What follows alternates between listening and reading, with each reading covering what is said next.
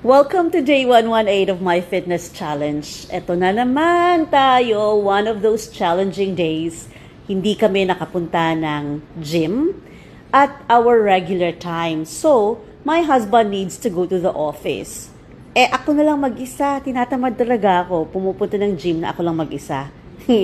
So, instead of not doing anything, kasi my body still craves for some stretching and, some working out, I am doing my workout at home in front of the television.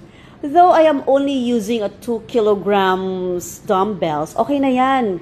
At least, nasi-stretch ko pa rin ang katawan ko at hindi ko pa rin namimiss ang aking workout.